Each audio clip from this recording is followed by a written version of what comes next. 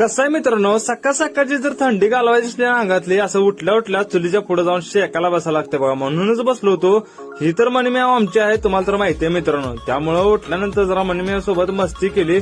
तेवढ्यात मला एलियनचं पिल्लू दिसलं. नीट बघितलं समजलं त्याच्या आईला ही तर उंदराचं पिल्लू आहे हो. जलमल्या चांगलंच लागलंय उड्या मारायला. मग काय दुपारी जरा पुस्तक वाचत बसलो होतो मित्रांनो. आता पुस्तक वाचत बसल्यानंतर ही वाक्य मला दिसलं.